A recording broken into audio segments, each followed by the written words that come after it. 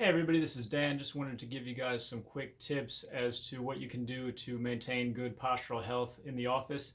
So the feature for today is going to be the exercise ball. This is the Vivora Luna. Is the name of this exercise ball. Kind of a stylish ball specifically designed for office use. You don't need to use this. You can go on Amazon and get any kind of exercise ball, really. This one is 65 centimeters in diameter. That's a good place to start. So 55, 65 centimeters are the smaller size balls. They run usually up to about 95 centimeters at the biggest end of the spectrum. So start smaller and try those out, and then and go from there, and just kind of see what works for you. But this one's about $55. Has a nice felt cover. They make more expensive ones that are 75, even up to $100 that have like leather covers and stuff. None of that's necessary, obviously. Just start small, start cheap, and and then go from there. So what I really like about this is that it provides so much dynamic ability to move around. So you can constantly shift three-dimensionally throughout your workday, and also the bounciness is really great for your spine. So when I'm working, I'm just kind of constantly bouncing around. I'm constantly shifting my hips around, and that allows me to really use my legs, my posterior chain, my glutes and hamstrings, really keep that engaged throughout the day, keep my core engaged. So everything is working. There's no back to this thing, obviously. So really I have to use all of my postural muscles in order to support myself during the day.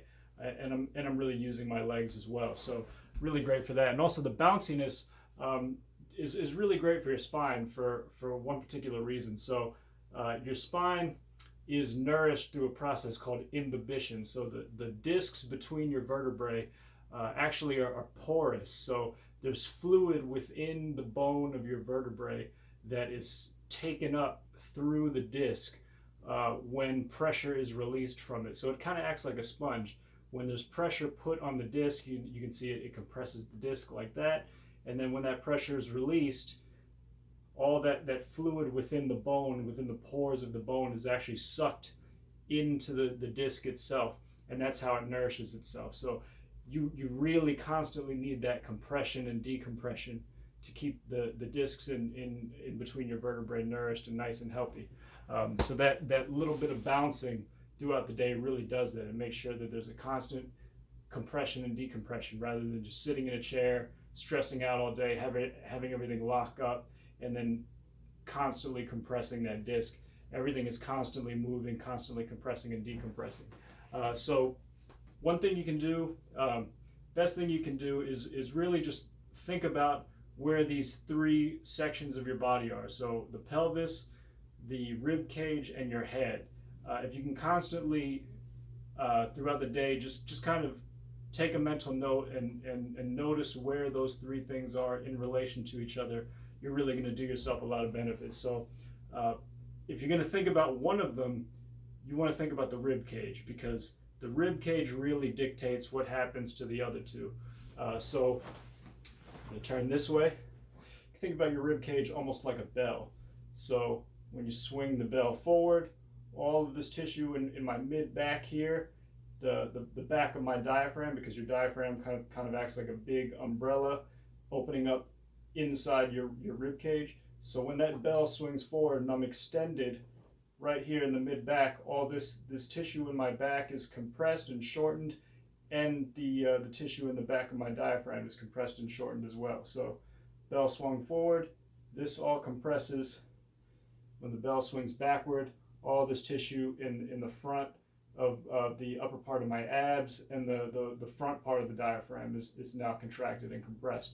So you want to really figure out where your rib cage is in space. And you'll notice that when you swing that bell of your rib cage back like that, it will tend to tuck your pelvis under. And then the opposite happens when you swing the bell of the rib cage forward.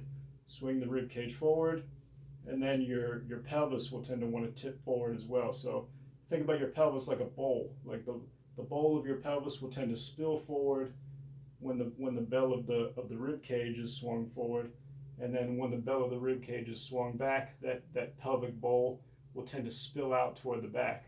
So they kind of work together in a way. So next thing you want to think about is where's your head. So if your rib cage is swung forward, your head will try to compensate by coming forward. And this is a postural pattern that I see a lot. A lot of people have this pattern where they're extended in their mid back because these muscles of their low back are weak from sitting all the time. Their pelvis tucks under. These muscles will tend to turn off, these spinal erectors of the lumbar spine, and they'll compensate by extending back here at the mid back, swinging the rib cage forward, and then they'll think, oh, I have good posture. I'm sitting up straight. You're really not. You're compensating. Your hips are spilling backward. Your ribs are spilling forward, and then your head's coming forward. So really try to almost think about tucking your rib cage in and seeing if that gets your ribs to a neutral position. You can kind of check that by putting your hands here and feeling, okay, is this bell in a neutral position, or is it swung forward, or is it swung a little bit back? So hands here, try to feel where the rib cage is, and then also feel where your hips are. And you can do that by reaching under your hips and feeling for a little bony knob called the ischial tuberosity, otherwise known as your sit bone. So you should feel a little bump right under each butt cheek, and that's your ischial tuberosity, your sit bone, and that will kind of tell you where your hips are in space. So you should be sitting right on top of them, and you should feel your fingers pressing into them if it's in a neutral position. If not, more than likely you're probably tucked under.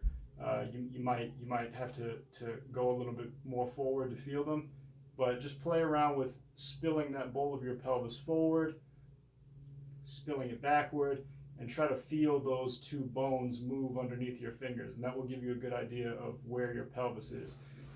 Next, figure out where the rib cage is.